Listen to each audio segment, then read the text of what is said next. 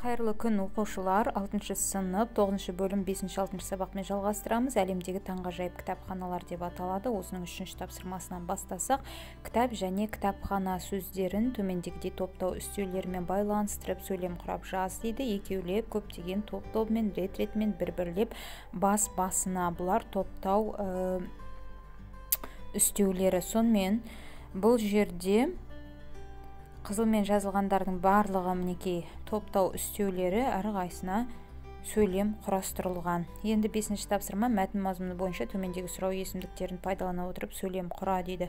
Сұрау есімдіктері мінекей қызылмен жазылғандардың барлығы сұрау есімдіктері. Балалар, сұрау есімдіктеріне тіліміздегі кез келген сұрақтар жатады. Не, қандай, қанша, қалай, не істеді, қайтты, не болды, бұның барлығы сұрау есімдіктері.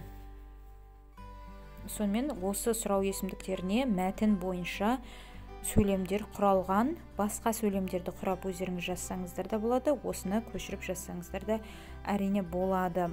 Ең бастысы түсініп жазсаңыздар болғаны, өйткені қайсы сұрау есімдігі екенін анықтай алсаңыздар болды. 6-ші тапсырма мәтін бойынша ойыңда не сақталып қалды? Кітапхана туралы қандай мәліметтер әсер қалдырды? Не себепті? Еуропадағы кітапханалардың басты ерекшелігі неде? Кітапханалар салынғанда шіркеулер болып, кейін қалайша кітапханаға айналған, өз пікірмен бөліс дейді. Кішкене ғана мәтін құрастырдым сіздерге, яғни не сақталды осы мәтін бойынша, неге олар кезінде монастырь, содан кейін шіркеу, содан кейін кітапханаға айналған екен, осы жөнде ой бөлісу керек. Оқып шығыңыздар, басқаша етіп жазсаңыздар да әрине болады.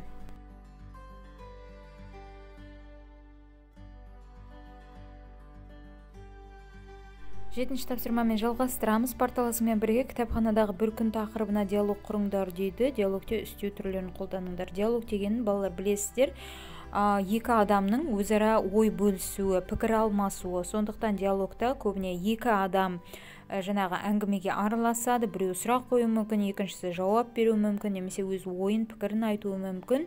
Сонымен осында қызылмен жазылғандардың барлығы үстеу түрлері. Соңғы рет, кеше, ұзақ, оңай, үнемі, тез, әдейілеп, сонша, мұнша, бұның барлығы үстеудің түрлері. Өздеріңіз ажыратып аласыздар деген ойдамын. 8-ші тапсырма коллаж әңгіме. Төмендегі суреттер бойынша себеп салдар топтау үстеулерін қатыстыра отырып әңгіме құра дейді. Мінекей осындай қысқаша мәтін топтау үстеулері мінекей рет-ретімен қарай бұл себеп салдар және топ-тобымен бұл да топтау үстеуі.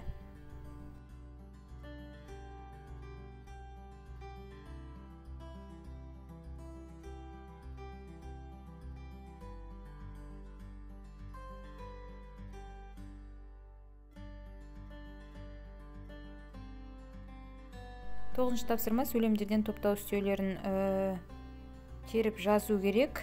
Өздеріңіз білесіздер, топтау үстеуі деген не екенін. Қызылмен жазылғандардың барлығы топтау үстеуі. Мына сөйлемдердің ішіндегі олар екеулеп, алды-алдына, рет-ретімен, кезек-кезек, 3-3-тен, 4-4-тен, мінекей осылардың барлығы топтау үстеулері. Ережесін тағы бір қайталап шығыңыздар, сонда естеріңізге түседі.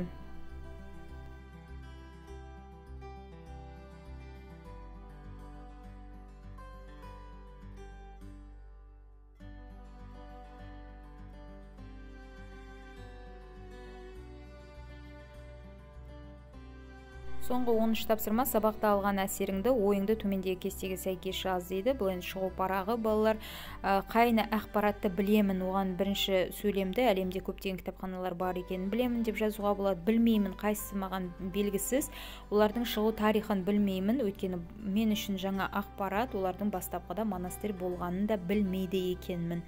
Және мен таңғалдырған дерек олардың өте көне екендігі, яғни өте ерте заманнан келе жатқан және сақталып қалған кітапхана екендігі деп жазсаңыздар болады.